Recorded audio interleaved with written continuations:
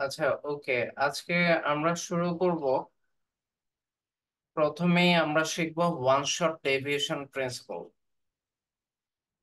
তো one shot deviation principal শেখার জন্য আমরা প্রথমে একটা কোয়েশ্চেন সলভ করি। এই কোয়েশ্চেন সলভ করার মাধ্যমে আমরা ওয়ান শট ডেভিয়েশন প্রিন্সিপাল শেখাবো। তো ধরেন, একটা রিপিটেড প্রিজনার ডায়লেমা গেমে আপনাকে অ্যাফাইন ট্রান্সফরমেশন করে এই ধরনের একটা টেবিল দেওয়া হয়েছে। তো এটা হচ্ছে অ্যাফাইন ট্রান্সফর্মড ম্যাট্রিক্স।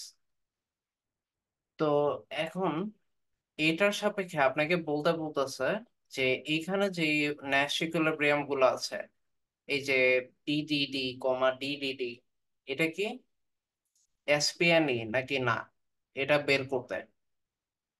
তো এখন দেখেন, ধরেন আপনাকে এরকম আহ, কোনো ন্যাশ ইকুইলিব্রিয়াম দিয়ে বলছে ডিডিডি কমা ডিডিডি, এটা কি এসপিএনএ নাকি না, এটা বের করতে বলছে। তো এইখানে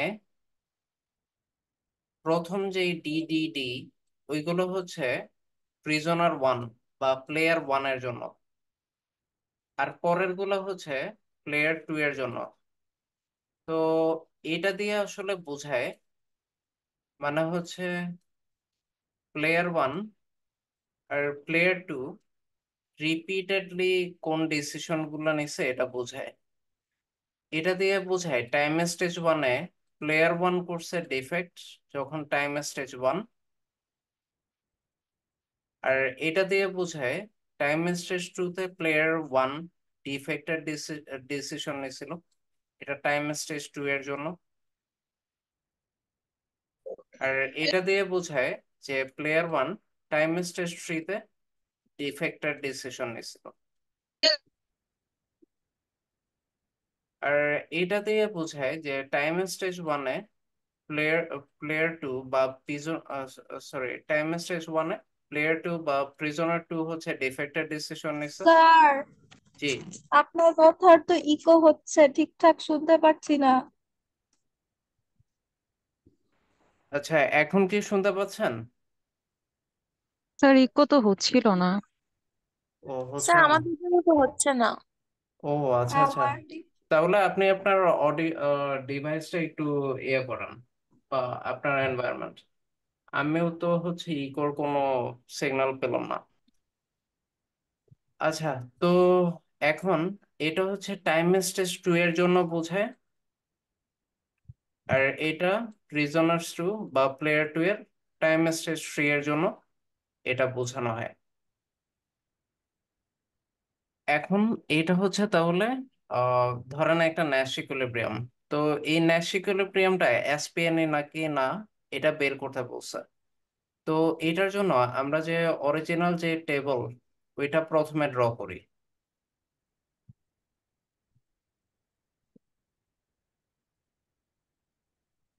তো এটা হচ্ছে আমার টেবল।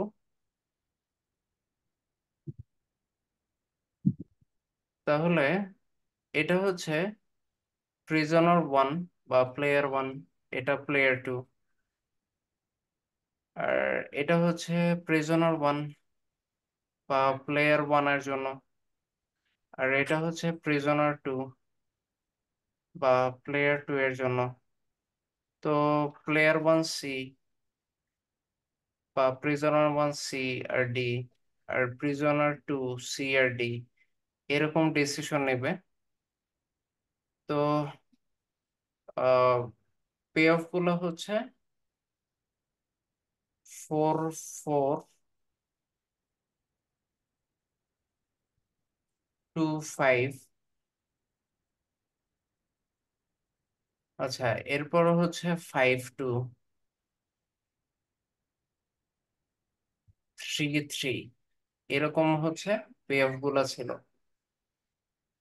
আচ্ছা, এখন আমরা করব কি, ফার্স্টে হচ্ছে এদের যে অরিজিনাল যে ন্যাশ ইকুইলিব্রিয়ামটা আছে, এটার সাপেক্ষে এদের অ্যাকচুয়াল পে অফ গুলা দেখার চেষ্টা করবো, অ্যাকচুয়াল পে অফ গুলো কিরকম।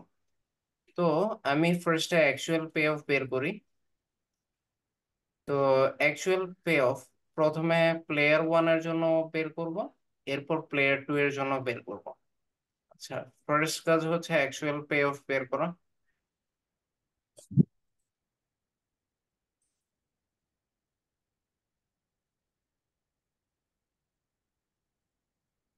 আচ্ছা, তো প্লেয়ার ওয়ান যখন ডি টাইম স্টেজ ওয়ানে আর প্লেয়ার টু ডি ডিসিশনে নেয়, এই যে player one D, player two ও ডি, তাহলে এটা কোন ঘরে আসে?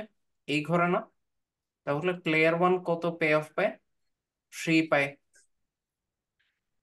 তো প্লেয়ার ওয়ান হচ্ছে 3 পাইতেছে টাইম স্টেজ ওয়ানে। প্লেয়ার টু টাইম স্টেজ ওয়ানে দেখা যায় 3 পাচ্ছে।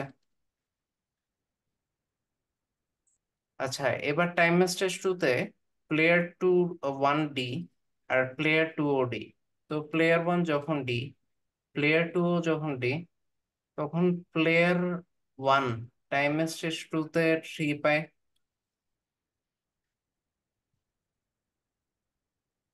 আর প্লেয়ার টু টাইম স্টেজ টুতে 3 পায়।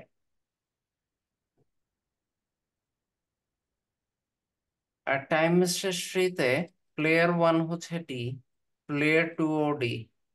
তো player one D, player two D, তো প্লেয়ার ওয়ান টাইম স্টেজ ওয়ানের 3 পায়, সরি থ্রিতে 3 পায়। প্লেয়ার টু ও টাইম স্টেজ থ্রিতে 3 পায়। তাহলে দেখেন, প্লেয়ার ওয়ানের অ্যাকচুয়াল পে অফ এ ন্যাশ ইকুইলিব্রিয়ামে হচ্ছে 9, প্লেয়ার টু এরও অ্যাকচুয়াল পে অফ এ ন্যাশ ইকুইলিব্রিয়ামে হচ্ছে 9। এখন আমি এই অরিজিনাল ন্যাশ ইকুইলিব্রিয়ামটা প্রত্যেক সাব গেমের জন্য পারফেক্ট নাকি, বা প্রত্যেক টাইম স্টেজের জন্য পারফেক্ট নাকি, এটা চেক করব। তো এটার জন্য আমি প্রথম যেটা করব,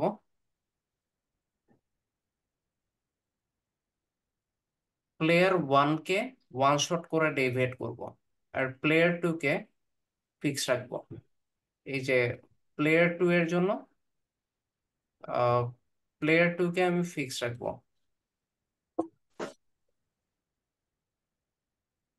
keeping player two fixed.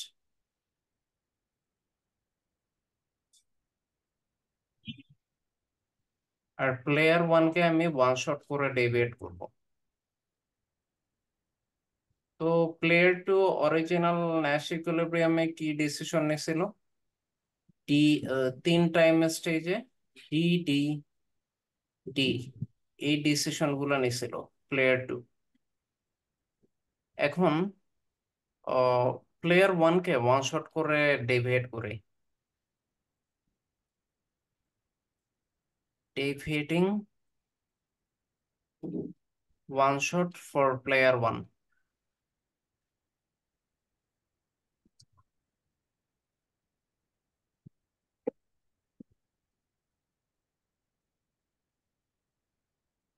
For player one, sir এটা কি লিখেছেন?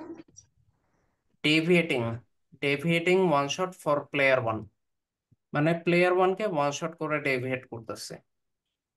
তো এখন প্লেয়ার ওয়ান হচ্ছে অরিজিনালি কি কি ডিসিশন নিয়েছিল? টাইম স্টেজ ওয়ানে ডি, টাইম স্টেজ টুতে ডি, টাইম স্টেজ থ্রিতেও ডি। তো প্রথমে প্লেয়ার ওয়ানের টাইম স্টেজ ওয়ানেও ডি, টুতেও ডি, থ্রিতেও ডি, এরকম ছিল। তারপর এটা হচ্ছে 3 বার লিখি। তারপর 3 বার কেন লিখতেছে আপনি একটু পরেই বুঝবেন। টাইম স্টেজ ওয়ানে ডি, টাইম স্টেজ টুতে ডি, টাইম স্টেজ থ্রিতে ডি। এখন আমি ফার্স্টে টাইম স্টেজ ওয়ানে প্লেয়ার ওয়ানকে ওয়ান শট ডেভিয়েট করি, ডেভিয়েট করে ওকে বলি, তুমি ডি যেই ডিসিশন নিছো, ডি এর জায়গায় সি নিয়ে দেখো, তুমি বেশি পে অফ পাও নাকি অ্যাকচুয়াল এর চেয়ে। এরপর প্লেয়ার ওয়ানকে টাইম স্টেজ টুতে ওয়ান শট ডেভিয়েট করি, মানে ডি এর জায়গায় সি আনি। তো ওকে ডেভিয়েট করে দেখতে বলি যে ও অ্যাকচুয়াল পে অফ এর চেয়ে বেশি পায় নাকি। এরপর প্লেয়ার ওয়ানকে টাইম স্টেজ থ্রিতে ওয়ান শট ডেভিয়েট করি, ডেভিয়েট করে দেখতে বলি অরিজিনালের চেয়ে বেশি পে অফ পায় নাকি? যদি অরিজিনালের চেয়ে বেশি কোনো একটা টাইম স্টেজে ওয়ান শট ডেভিয়েট হওয়ার ফলে প্লেয়ার ওয়ান বেশি পায়, মানে অরিজিনালি 9 পাইতো, 9-এর চেয়ে বেশি যদি 10 পায়, তাহলে প্লেয়ার ওয়ান হচ্ছে অরিজিনাল ন্যাশ ইকুইলিব্রিয়ামটাকে প্রত্যেকটা সাব গেমের জন্য পারফেক্ট মনে করবে না। মানে অরিজিনাল ন্যাশ ইকুইলিব্রিয়ামটা প্লেয়ার ওয়ানের জন্য যদি এসপিএন না হয়, আলটিমেটলি ওভারঅল এসপিএনই হবে না। তো আমি দেখি ও কি পায়। তো যখন টাইম স্টেজ ওয়ানে ডি এর জায়গায় সি আসে, এই যে টাইম স্টেজ ওয়ানে প্লেয়ার ওয়ান যখন সি, এই যে এটা হচ্ছে প্লেয়ার ওয়ান, প্লেয়ার ওয়ান পাইতেছে সি আর প্লেয়ার টু নিচ্ছে ডি। তো প্লেয়ার ওয়ান যখন সি আর প্লেয়ার টু যখন ডি, তখন টাইম স্টেজ ওয়ানে প্লেয়ার ওয়ান কি পায়? 2। টাইম স্টেজ টুতে প্লেয়ার ওয়ান যখন ডি, প্লেয়ার টু যখন ডি, এই যে player one D, player two D, তো প্লেয়ার ওয়ান পায় 3। টাইম স্টেজ থ্রিতে প্লেয়ার ওয়ান যখন ডি আর প্লেয়ার টু যখন ডি, তখন ওই 3 পায়, হুইচ মিনস 8। তার মানে ওয়ান শট ডিবেট করে লাভ হইলো না, টাইম স্টেজ ওয়ানে প্লেয়ার ওয়ান বেশি পাইলো না। এখন টাইম স্টেজ টুতে player player player one D, আমরা যখন টাইম স্টেজ টুতে ওয়ান শট ডেভিয়েট করব তখন দেখি কি হয়। এই ক্ষেত্রে টাইম স্টেজ ওয়ানে player one D, player two ওডি, তো পাইতেছে 3। তারপর টাইম স্টেজ টুতে প্লেয়ার ওয়ান হচ্ছে সি, প্লেয়ার টু ডি, এই যে player one C, player two D, তখন পাইতেছে 2। টাইম স্টেজ থ্রিতে player one D, player two D, তো পাইতেছে 3। তো ওভারঅল পাইলো 8। এবারও ওয়ান শট ডেভিয়েট করে লাভ হলো না, প্লেয়ার ওয়ান বেশি পাইলো না। তো টাইম স্টেজ থ্রিতে দেখি কি অবস্থা হয় ওয়ান শট ডেভিয়েট করে। তো টাইম স্টেজ ওয়ানে player one D, player two D, পাইতেছে 3। টাইম স্টেজ টুতে player one D, player two D, পাইতেছে 3। আচ্ছা, তারপর টাইম স্টেজ থ্রিতে প্লেয়ার ওয়ান হচ্ছে সি, প্লেয়ার টু ডি, পাইতেছে 2। এবারও দেখেন বেশি পাইলো না, মানে টাইম স্টেজ থ্রিতেও প্লেয়ার ওয়ানকে ওয়ান শট ডেভিয়েট করে কোনো লাভ হইলো না। তার মানে প্লেয়ার ওয়ান মনে করবে আমার ওয়ান শট ডেভিয়েট করে লাভ কি, এর চেয়ে অরিজিনাল ডিসিশন গুলাই বেটার ছিল। এখন প্লেয়ার টু যদি অরিজিনাল ডিসিশন গুলা বেটার ছিল মনে করে, তাহলে এই অরিজিনাল ন্যাশ ইকুইলিব্রিয়ামটা প্রত্যেকটা সাব গেমের জন্য পারফেক্ট পাওয়া যাবে। মানে অরিজিনাল ন্যাশ ইকুইলিব্রিয়ামটা এসপিএনই হবে। কিন্তু প্লেয়ার টু যদি আবার কোন স্টেজে ওয়ান শট ডেভিয়েট করার পরে বলে যে না, আমার তো অরিজিনালটা ভালো ছিল না, আমার ওয়ান শট ডেভিয়েট করলে ভালো হতো, তখন আবার জিনিসটা চেঞ্জ হয়ে যাবে, অরিজিনাল ন্যাশ ইকুইলিব্রিয়ামটা এসপিএন এ হবে না। এখন করব কি, প্লেয়ার ওয়ান কে ফিক্স রাখবো আর প্লেয়ার টু কে ওয়ান শট করে ডেভিয়েট করব। তো প্লেয়ার ওয়ান কে করে দিই ফিক্সড, আর প্লেয়ার টু কে ওয়ান শট করে ডেভিয়েট করি, প্লেয়ার ওয়ান কে ফিক্স করে দিচ্ছি। আচ্ছা, তো ডেভিয়েটিং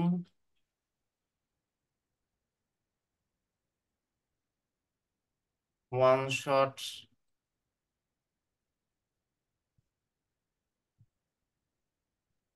ফর প্লেয়ার টু।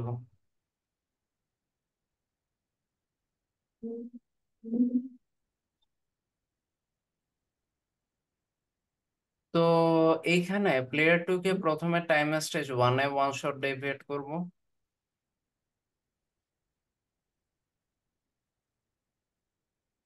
পরে টাইম স্টেজ টুতে ওয়ান শট ডেভিয়েট করব,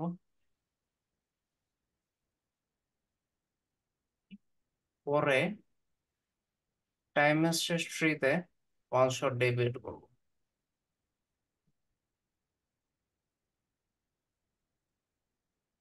তো এই টাইম স্টেজ ওয়ানে প্লেয়ার ওয়ান হচ্ছে ডি, প্লেয়ার টু হচ্ছে সি, এই যে টাইম স্টেজ ওয়ানে player one D, player two C, তো প্লেয়ার টু কত পায়?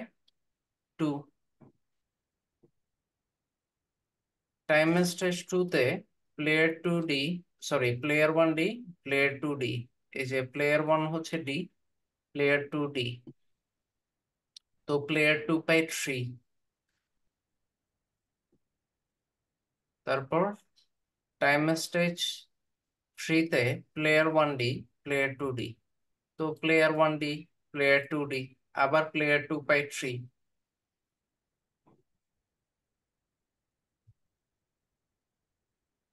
তাহলে এইখান থেকে আসে 8।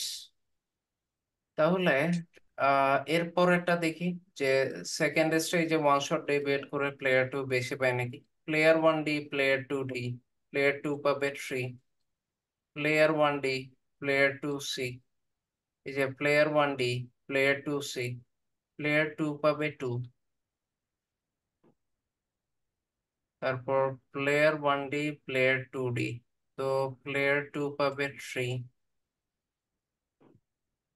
তো এইখানেও আসলো 8। তো দেখেন প্লেয়ার টু অরিজিনাল যে পে অফ 9 পাইছিল এই ন্যাশ ইকুইলিব্রিয়ামে, এর চেয়ে কিন্তু একবারও ওয়ান শট ডিভিয়েট করে বেশি পাচ্ছে না। এইখানেও আপনি অ্যানালাইসিস করলে দেখবেন যে অরিজিনাল পে অফ এর চেয়ে এইখানেও বেশি পাচ্ছে না, দ্যাট মিনস 8 পাচ্ছে। তার মানে অরিজিনাল যে ন্যাশ ইকুইলিব্রিয়াম ওইটাই প্রত্যেকটা সাব গেমের জন্য পারফেক্ট আসলো। তাহলে আমরা লিখতে পারি যে এটা হচ্ছে একটা এসপিএনই, মানে আমরা প্রাউডলি লিখতে পারি কনফিডেন্টলি যে ডিডিডি কমা ডিডিডি ইজ এ এসপিএনই।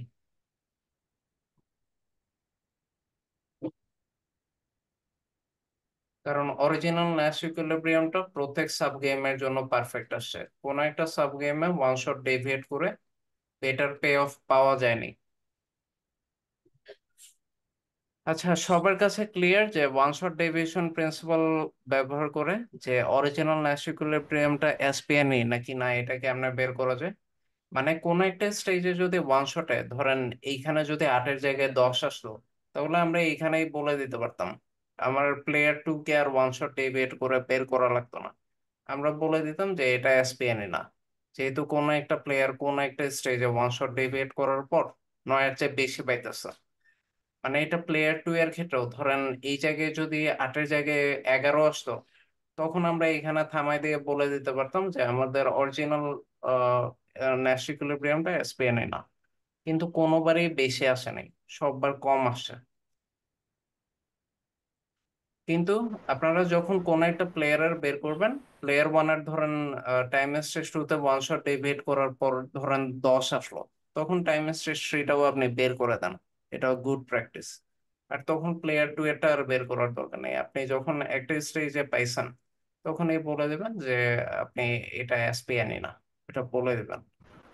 আর স্যার একটা এখন কোয়েশ্চেন ছিল। এখন আমার কোয়েশ্চেন হচ্ছে, ধরেন যদি সমান আসতো, ধরেন কোন একটা টাইম স্টেজে ওয়ান শট ডেভিয়েট করছেন, ধরেন এই থার্ড টাইম স্টেজে ওয়ান শট ডেভিয়েট করার পর এখানে 9 আসছে, ধরেন সমান চলে আসছে, তখন অরিজিনাল ন্যাশ ইকুইলিব্রিয়ামটার ব্যাপারে কি আপনি কি বলবেন?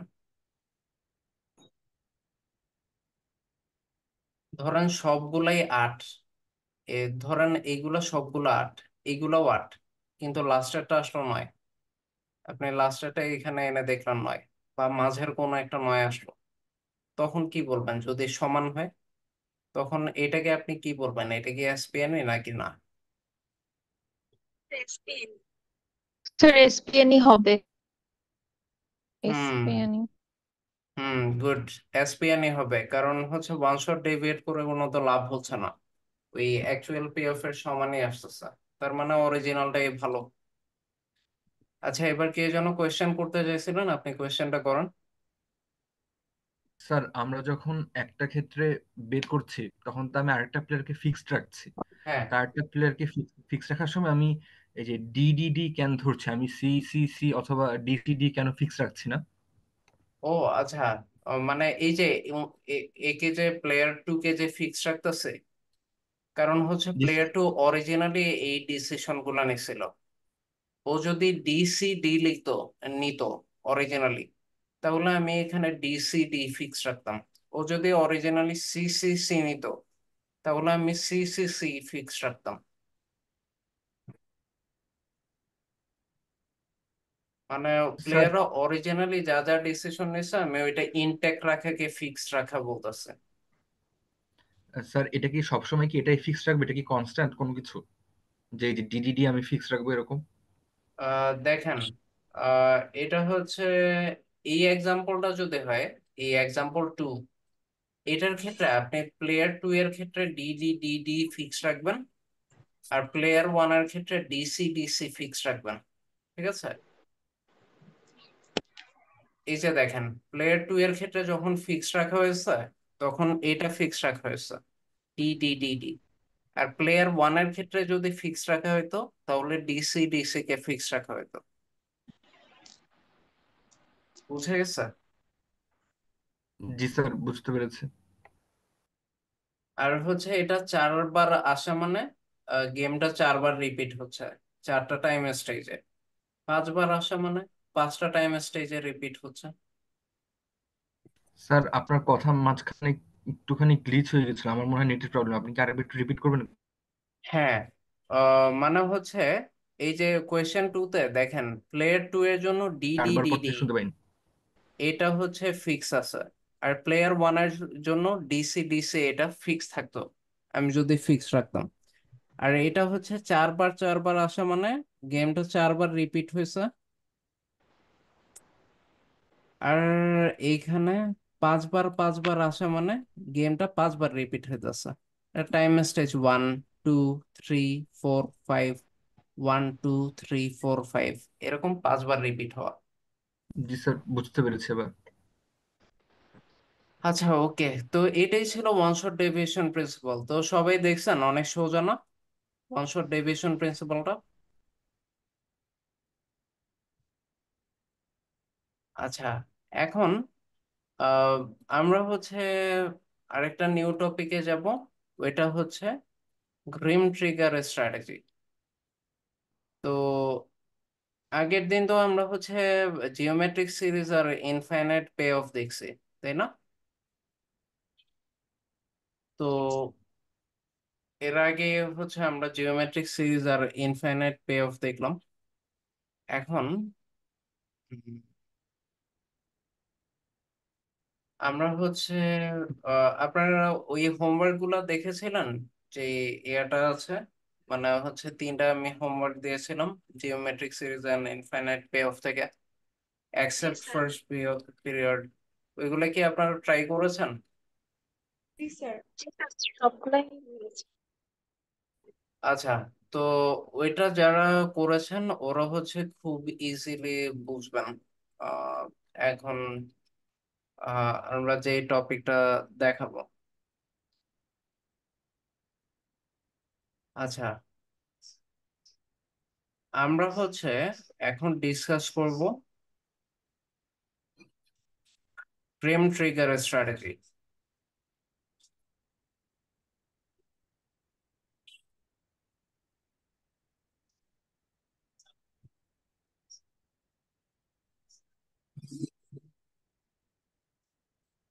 আচ্ছা, এখন ফ্রেম ট্রিগার স্ট্র্যাটেজিটা কেন আসছে, এটা আমরা প্রথমে দেখি। তো ফ্রেম ট্রিগার স্ট্র্যাটেজিটা হচ্ছে, আচ্ছা, মনে আছে আমরা একটা কোয়েশ্চেন দেখেছিলাম যে রিপিটেড গেমে দুই প্লেয়ার হচ্ছে শুধু ডিফেক্ট কমা ডিফেক্টই ওদের ন্যাশ ইকুইলিব্রিয়াম পায়। তো এরা কখনো একটা ফাইনাইট গেমে একজন আরেকজনকে কোঅপারেট করতে চায় না, সবসময় ডিফেক্ট কমা ডিফেক্ট মোডেই ইয়ে করে। ওদের মাঝে কোনো কোঅপারেশন একটা ফাইনাইট গেমে পসিবল না। এটা হচ্ছে একটা দেখেছিলাম আমরা হচ্ছে এর আগে। কিন্তু বিষয়টা হচ্ছে, এটা হচ্ছে রিয়েল ওয়ার্ল্ডে যদি এরকম হয় যে দুই প্রিজনার একজন আরেকজনকে খালি ডিফেক্টই করতেছে, মানে একজন আরেকজনকে ধোকা দিচ্ছে, এটা প্রিজনার্স ডায়লেমা গেমে হইলে ঠিক আছে। কিন্তু রিয়েল ওয়ার্ল্ডে আমরা হচ্ছে যখন দুই কোম্পানির মাঝে এই জিনিসগুলো অপারেট করব, তখন দুই কোম্পানি যদি একজন আরেকজনকে খালি ধোকায় দেয় বা ডিফেক্ট করে, তাহলে এটা কখনো হেলদি একটা বিজনেস এনভায়রনমেন্ট থাকে না, বা দেশে হচ্ছে বিজনেসের ক্ষেত্রে হেলদি কম্পিটিশন থাকে না। এটা হচ্ছে টক্সিক হয়ে যায় এনভায়রনমেন্ট। তো এই টাইপের যে স্ট্র্যাটেজি, এইগুলো হচ্ছে খুব হার্শ। তো বিজনেস ওয়ার্ল্ডে তো এই জাতীয় জিনিসগুলো কমানোর জন্য মানে আহ, দুই প্লেয়ারকে বলা হয় যে দেখো, তোমরা হচ্ছে প্রথম থেকে এত হার্শ একজন আরেকজনকে ডিফেক্ট করবা, এরকম মুডে যাও না। প্রথম দুইজন একজন আরেকজনকে কোঅপারেট করার চেষ্টা করো, কোঅপারেট করার চেষ্টা করো যতক্ষণ পর্যন্ত না আরেকজন ডিফেক্ট করতেছে। আরেকজন যদি ডিফেক্ট করে, তখন চেঞ্জ করে তুমি হচ্ছে মানে প্লেয়ার ওয়ানকে বলা হবে তুমিও কোঅপারেট করো, প্লেয়ার টু কে বলা হবে তুমিও কোঅপারেট করো। তোমরা দুইজনেই কোঅপারেট করতে থাকো। কিন্তু কোনো একটা স্টেজে যদি প্লেয়ার ওয়ান ডিফেক্ট করে, তখন প্লেয়ার টু কে বলা হবে এর পরের স্টেজ থেকে তুমিও ডিফেক্ট করো, সমস্যা নেই। মানে হচ্ছে, কিন্তু কেউ একজন আরেকজনকে যতক্ষণ পর্যন্ত ডিফেক্ট না করতেছে, ততক্ষণ পর্যন্ত একজন আরেকজনকে কোঅপারেট করে দেয়, মানে হার্ট অ্যান্ড সোল চেষ্টা করো। তো এইটাই হচ্ছে গ্রিম ট্রিগার স্ট্র্যাটেজি। আচ্ছা, এখন এই আব্দুল্লাহ ক্ষেত্রে মান্নান। বলা হয় যে মানে যদি এই স্ট্র্যাটেজি সাজেস্ট করার পরও দুই প্লেয়ার একজন আরেকজনকে মেরুন ভাই। কোঅপারেট করতে না পারে, তাহলে এরা কখনোই একজন আরেকজনকে আর কোঅপারেশন করবে না, মানে এরপরেও যদি কোঅপারেট না করে। 140 140 823। তো এখন এইখানে দুইটা কন্ডিশন চেক করা লাগে। মানে যদি ডি- আহ, কেউ একজন ডিফেক্ট করে, মানে if defection has been triggered, is it an equilibrium to continue defection for ever? মানে হচ্ছে কেউ একজন ডিফেক্ট করলে আরেকজনের কি সবসময় ডিফেক্ট করা উচিত হবে? আর দুই number, if no one has defected previously, যদি দুইজনের কেউই এর আগে ডিফেক্ট না করে থাকে, উড এনিওয়ান ওয়ান্ট টু, তবে কেউ কি কখনো ডিফেক্ট করতে চাবে? এই দুইটা কোয়েশ্চেন ড্রিম ট্রিগার স্ট্র্যাটেজি করে। তাহলে দেখেন, মানে ড্রিম ট্রিগার স্ট্র্যাটেজিতে মানে সিম্পলি সিস্টেম হচ্ছে দুই প্লেয়ারই একজন আরেকজনকে কোঅপারেট করবে ততক্ষণ পর্যন্ত যতক্ষণ মাঝে কেউ একজন ডিফেক্ট না করতেছে, ততক্ষণ পর্যন্ত দুই প্লেয়ার একজন আরেকজনকে কোঅপারেট করবে। ঠিক আছে? আচ্ছা, তো এখন এই যে আমার হচ্ছে ধরেন এটা গিভেন প্রিজনার স্টাইলেমা গেমের এফ এন ট্রান্সফরমেশন করার পর টেবিলটা এটা। তো দুই প্লেয়ারই যখন কোঅপারেট করবে, প্লেয়ার ওয়ান ও সি, প্লেয়ার টু ও সি, তখন প্লেয়ার ওয়ানের পার্সপেক্টিভ থেকে দেখি, মানে দুই প্লেয়ারের যে কোনো একজনের পার্সপেক্টিভ থেকে দেখলেই হয়। তো আমি প্লেয়ার ওয়ানেরটা দিয়ে ক্যালকুলেট করি। তো প্লেয়ার ওয়ান, এই যে প্লেয়ার ওয়ানও যখন সি, প্লেয়ার টু ও সি, তখন কোঅপারেশন পে অফ পাবে বা ইকুইলিব্রিয়াম পে অফ। তো প্রথম দিন থ্রি পে অফ পাবে, এর পরের দিন থ্রি ডেল্টা পাবে, এর পরের দিন থ্রি ডেল্টা স্কোয়ার পাবে। এইভাবে ইকুইলিব্রিয়াম পে অফ গুলা পাবে। তো প্রথম দিন থ্রি, পরের দিন থ্রি ডেল্টা, এর পরের দিন থ্রি ডেল্টা স্কোয়ার, এর পরের দিন থ্রি ডেল্টা কিউব। এইভাবে হচ্ছে player one equilibrium pay off গুলা পায়। আচ্ছা, এখন ধরেন প্লেয়ার ওয়ান কোন একদিন ডিফেক্ট করে বসলো, এই যে থ্রি এর জায়গায় ধরেন প্লেয়ার ওয়ান ফোরে চলে আসলো ডিফেক্ট করে বেশি পে অফ পাওয়ার জন্য। তো প্লেয়ার টু তো ওই দিন কোঅপারেটই করবে। তো ও দেখবে কি থ্রি থেকে কমে ওয়ানে চলে আসছে। তো প্লেয়ার টু এর জন্য এটা শকিং লাগবে, আমি তো এতদিন কোঅপারেট করতেছিলাম, তো প্লেয়ার ওয়ান যেহেতু আমাকে ডিফেক্ট করলো, তো পরের দিন আমিও ডিফেক্ট করা শুরু করি। তাহলে দেখেন, প্লেয়ার ওয়ান পরের দিন ফোর থেকে কমে টু তে চলে আসবে। এই যে ফোর থেকে কমে টু তে চলে আসছে, মানে ঘটনা হচ্ছে প্লেয়ার ওয়ান হচ্ছে প্রথমে কোঅপারেট করতেছিল প্লেয়ার টু কে, এই যে সি জল জল করতেছে দেখেন ব্লু কালারে জ্বলতেছে, কিন্তু প্লেয়ার ওয়ান হঠাৎ একদিন বেশি পাওয়ার জন্য ডিফেক্ট করলো, 4 পাইলো। তো প্লেয়ার টু তো হচ্ছে ওই দিন বুঝতে পারবে, কারণ প্লেয়ার টু কোঅপারেট করতেছিল। তো ও 3 থেকে কমে 1-এ চলে আসবে। তো তখন প্লেয়ার টু করবে কি, প্লেয়ার ওয়ান যেহেতু ডিফেক্ট করছে, পরের দিন থেকে প্লেয়ার টু ও ডিফেক্ট করা শুরু করবে, যাতে প্লেয়ার ওয়ান 4 থেকে কমে 2-তে চলে আসে। তাহলে ডিফেকশন পে অফ প্লেয়ার ওয়ানের জন্য কি হবে, প্রথম দিন 4 হইলেও এর পরের দিন হচ্ছে 2 ডেল্টা হয়ে যাবে, এর পরের দিন 2 ডেল্টা স্কোয়ার। কারণ আমরা জানি যে ডিফেকশন পে অফে হচ্ছে ডেল্টা ফ্যাক্টর কাজ করে, বা কোঅপারেশন পে অফেও ডেল্টা ফ্যাক্টর কাজ করবে। প্রথম দিন 3 পাইলে পরের দিন তো আর 3 পাবে না, একটু কম পাবে, 3 ডেল্টা পাবে। তো এটা হচ্ছে কোঅপারেশন পে অফ বা ইকুইলিব্রিয়াম পে অফ, আর এটা হচ্ছে ডিফেকশন পে অফ। তো এটা হচ্ছে ধরেন পিরিয়ড ওয়ানের জন্য আমরা কোনো একটা সার্টেন পিরিয়ডে যদি এটা চিন্তা করি, মানে ধরেন কোনো একটা সার্টেন পিরিয়ড থেকে আমি ক্যালকুলেশন শুরু করছি, তখন পিরিয়ড ওয়ান।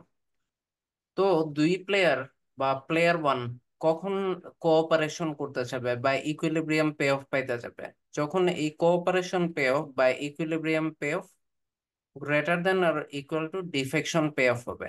মানে ইকুইলিব্রিয়াম পে অফ হচ্ছে এটা 3 + 3 ডেল্টা + 3 ডেল্টা স্কোয়ার। তো এটা ডিফেকশন পে অফ, মানে প্লেয়ার ওয়ান যদি প্লেয়ার টু কে ডিফেক্ট করে, তাহলে যেই পে অফ গুলা পাবে ওইগুলার ইনফাইনাইট সামের চেয়ে যখন এই লেফটারটা বেশি হবে বা অ্যাটলিস্ট সমান হবে, তখনই কোঅপারেশন পে অফটা তার জন্য ভালো মনে হবে। তো কোঅপারেশন তখনই পসিবল যখন কোঅপারেশন করে ইনফাইনাইট সাম ডিফেকশনের ইনফাইনাইট সামের চেয়ে বেশি হবে, এছাড়া পসিবল না। তো এইটার হচ্ছে সামেশন অফ পে অফ কি, এই 3 + 3 ডেল্টা + 3 ডেল্টা স্কোয়ার। এটা একটা জিওমেট্রিক সিরিজ না, এই যে 3 + 3 ডেল্টা + 3 ডেল্টা স্কোয়ার, এটা একটা জিওমেট্রিক সিরিজ। তো এটার হচ্ছে ফার্স্ট টার্ম হচ্ছে 3। তো এটার সামেশন কি হবে, 3/1 - ডেল্টা। আমরা লাস্ট ক্লাসে জিওমেট্রিক সিরিজের পে অফ এর সামেশন দেখছি। আর সাইডের যে ডিফেকশন পে অফটা, এটার তো শুধু 4টা আলাদা, তাই না? আর এইখান থেকে তো এটা একটা জিওমেট্রিক সিরিজ, এই যে 2 delta + 2 delta square + 2 delta cube. এই প্রথম পে অফ বাদে সেকেন্ড থেকে আপনি যদি পে অফ গুলা নেন, এইগুলা একটা জিওমেট্রিক সিরিজ আসে। তো আমি প্রথম পে অফ 4টাকে আলাদা রেখে দিলাম, প্লাস দিয়ে এই সেকেন্ড পে অফ থেকে জিওমেট্রিক সিরিজের ইনফাইনাইট সামেশন নিলাম। তো আপনারা যদি লাস্ট হোমওয়ার্কটা করে থাকেন, ওইটাতে দেখবেন অ্যাকসেপ্ট ফার্স্ট পে অফ এই জিওমেট্রিক সিরিজের সামেশন ছিল del x/1 - ডেল্টা। এখানে x এর ভ্যালু হচ্ছে 2। তো এই জন্য এটা 2 ডেল্টা/1 - ডেল্টা লিখছে। ঠিক আছে? তো এইভাবে হচ্ছে আপনারা ইনফাইনাইট সাম বের করবেন।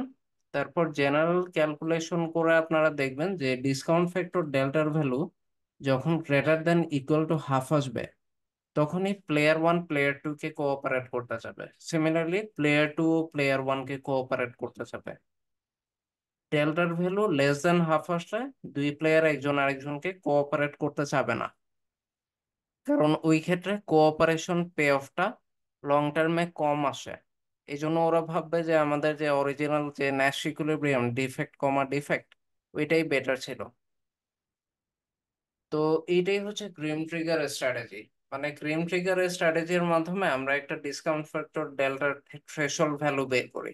আমরা বলি যে এটার চেয়ে বেশি আসলেই দুই প্লেয়ার একজন আরেকজনকে কোঅপারেট করবে, বা অ্যাটলিস্ট সমান আসলে। আর এর চেয়ে কম আসলে দুই প্লেয়ার একজন আরেকজনকে কোঅপারেট করতে চাবে না। সবাই কি বুঝছেন গ্রিম ট্রিগারের স্ট্র্যাটেজিটা? স্যার, জি, বলুন।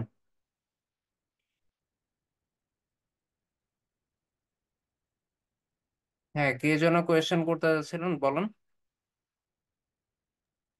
কোয়েশ্চেন করে নাই, বুঝেছি। ও আচ্ছা আচ্ছা, ওকে, থ্যাংক ইউ। আর কারো কি কোনো কোয়েশ্চেন আছে আজকের ক্লাসে যতটুকু ডিসকাস করা হয়েছে এইখান থেকে?